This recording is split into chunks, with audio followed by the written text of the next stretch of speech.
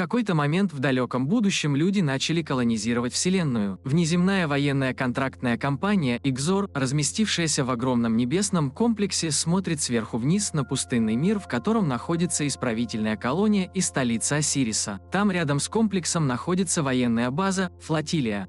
Она отвечает за поддержку новых поселений. Лейтенант Кейн Соммервиль – герой конфликтной войны, покинувший Землю после несчастного случая на боевом задании, которое он возглавил из-за допущенной им ошибки, приведшей к гибели почти всей его команды. Начальство обвинило его в злоупотреблении психоактивными веществами, и его помиловали благодаря его блестящей карьере летчика-истребителя, но у него проблемы с семьей из-за этого. Из-за жизни на флотилии ему трудно видеться со своей 11-летней дочерью Инди Соммервиль. Сегодня он берет ее с собой на прогулку по пустыне планеты, хотя ее не впечатляет такая пустошь. Инди говорит ему, что ее мама думает, что он убегает, но он говорит, что не разговаривал с ней долгое время и что он гордится стать частью проекта, который строит новое будущее человечества. Чтобы завоевать расположение дочери, он одалживает ей свое оружие и учит стрелять, прежде чем они вместе пойдут проверять новые бункеры. Когда они заканчивают, Инди отправляют в город Осириса к няне, так как ее не пускают наверх на флотилию. Кейн обещает ей, что вернется через неделю, и она сможет позвонить ему в любое время.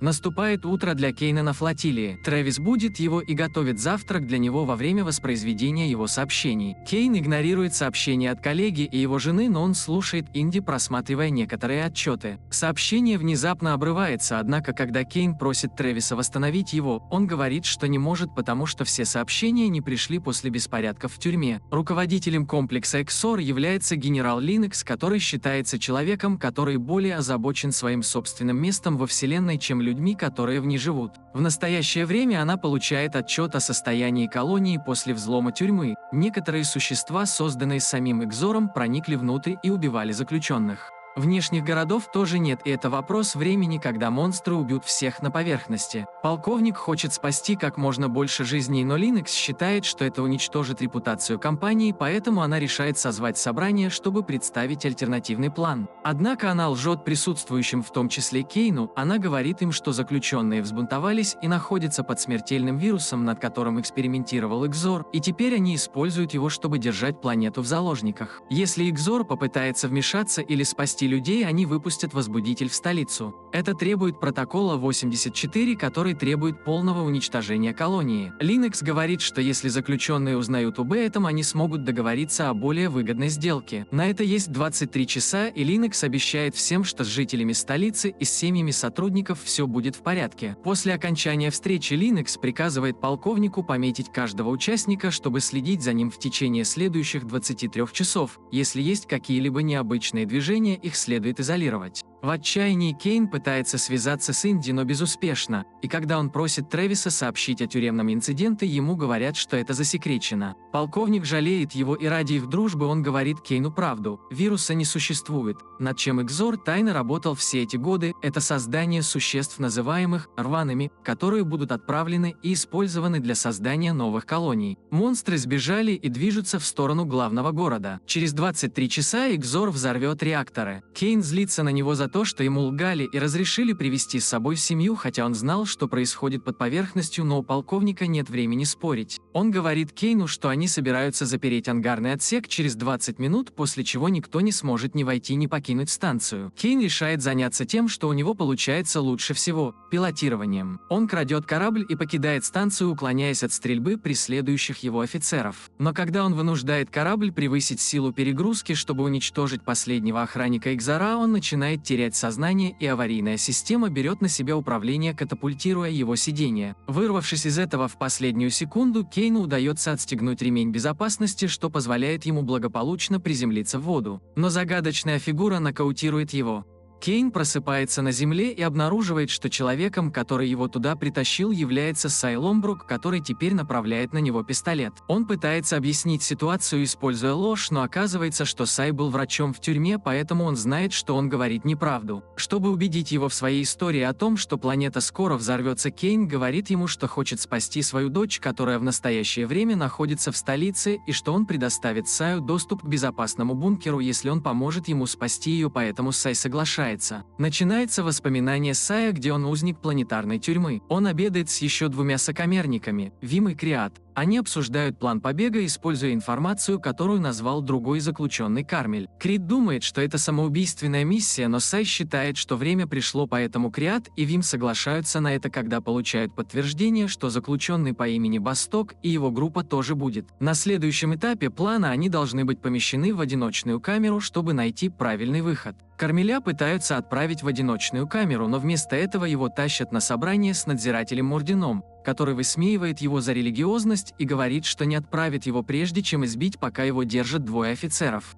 Тем временем Сай начинает драку в столовой, которую прерывают Мурдин и охранники, которые, ко всеобщему удивлению, позволяют драке продолжаться до тех пор, пока толпа ведет себя хорошо. Поскольку эта часть плана, Крит причиняет боль мужчине, который бьет Сая, вызывая бунт и заставляя охранников остановить их. Заключенных отправляют в одиночные камеры, которые состоят из специальных вращающихся камер с мигающими огнями, которые могут сводить с ума заключенных. Сай тоже остается там, пока Мурдин не придет, чтобы забрать его и Вима с совершенно особой целью. Вернувшись в настоящее, Сай указывает Кейну, что они не доберутся до столицы вовремя. Кейн говорит, что пешком они не пойдут, но за горами есть контрабандная застава, где они могут найти транспортное средство. Их разговор прерывается, когда мимо пролетают корабли, и они прячутся в высокой траве. Это означает, что Игзор уже ищет Кейна.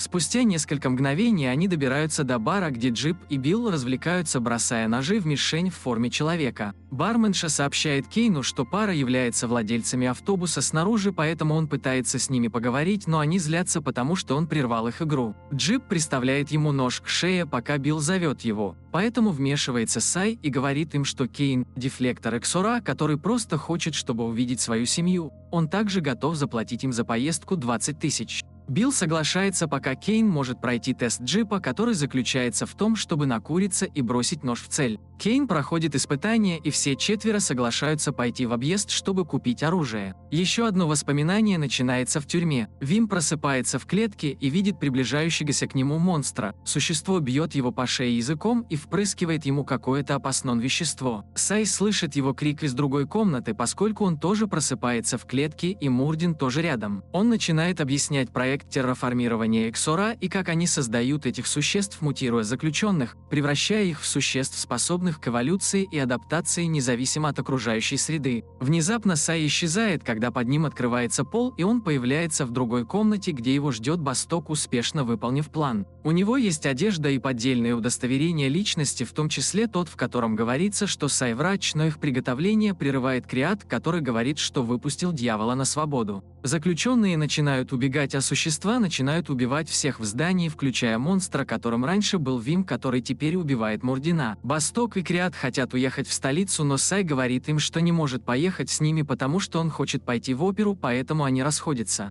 Произошел еще один скачок во времени, и теперь можно увидеть Землю 2 года назад. Саю говорят, что его отправят в тюрьму на 20 лет, а может и на 15, и что его будут изображать монстром, потому что он нарушил кодекс и предал доверие общественности. Сай думает, что ничто больше не имеет значения. Вернувшись в настоящее, Кейн и Сай ждут оружие. Их приносят двое мужчин, Мэндел и Джо, которые просят в качестве оплаты 30 тысяч.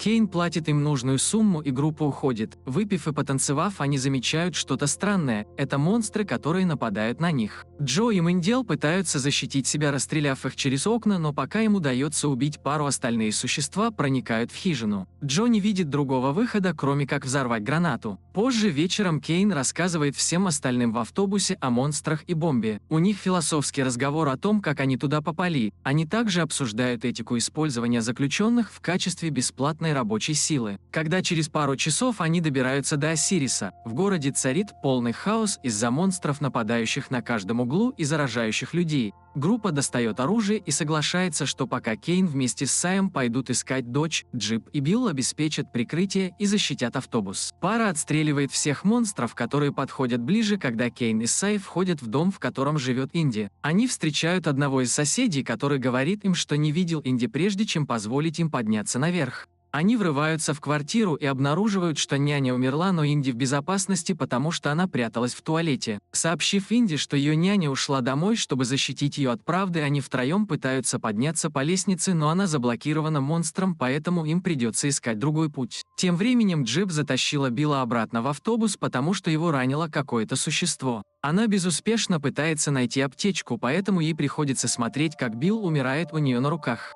Кейн, Сай и Инди добираются до крыши здания и запирают за собой дверь.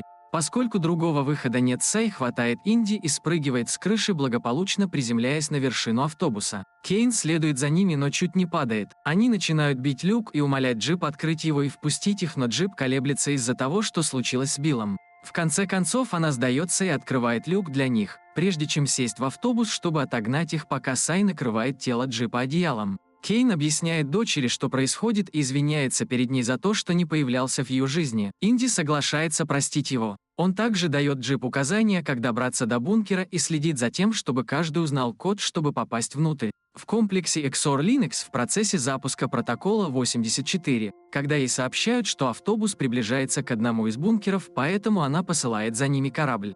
Инди видит это через окно, поэтому Кейн заставляет ее спрятаться, прежде чем сказать джип не поворачивать, чтобы корабль не узнал, куда они идут. Проследовав за ними некоторое время, корабль уходит и джип поворачивает к бункеру. Им почти удается это сделать, но внезапно перед ними появляется корабль и начинает стрелять. Джип и Кейн убиты, но Сай и Инди в порядке. Инди не хочет оставлять отца, но у них нет времени. Сай подбирает ее и выводит из автобуса, чтобы попытаться добраться до бункера. Монстр находит их и преследует их по пещерам, сумев заразить Сая. Они находят вход в бункер, Инди вводит код, и она и Сай успешно проникают внутрь прямо перед тем, как планета подвергнется бомбардировке. Однако Сай начинает превращаться в монстра, поэтому он просит Инди найти ему что-нибудь острое, чтобы убить себя. Инди отказывается, потому что она не может сделать это, поэтому она разговаривает с ним, пока его тело мутирует. В другом воспоминании показана жизнь Сая в качестве врача в больнице на Земле. Он переживает срыв, когда пациенты, которых они приводят, это его жена и дочь, и ни один из них не выживает. Поэтому он злоупотребляет своим положением, чтобы войти в комнату парня, который стал причиной аварии, чтобы ударить его и попытаться задушить, прежде чем охрана остановит его. Вернувшись в настоящее, прошло много дней с момента взрыва. Два исследователя находят бункер и видят вдалеке Инди в скафандре. На них нападает Сай, который стал монстром, но сохранил разум благодаря Инди, и после убийства одного исследователя они используют возможность допросить о том, что там происходит. Исследователь объясняет, что флотилия возвращается на Землю, потому что ее отозвали после катастрофы, и они всем рассказывают, что заключенные восстали и взяли под свой контроль реакторы, вызвав аварию, в которой никто не выжил. Инди говорит ей, что если она хочет жить, она заберет ее и Сая до флотилии незамеченными. У женщины нет другого выбора, кроме как согласиться. Они садятся на борт корабля исследователей, и женщины наблюдают, как Инди и Сай общаются посредством языка жестов, прежде чем Инди гладит его голову и держит его за руку, говоря, что они наконец-то едут домой, и прощается с ее отцом.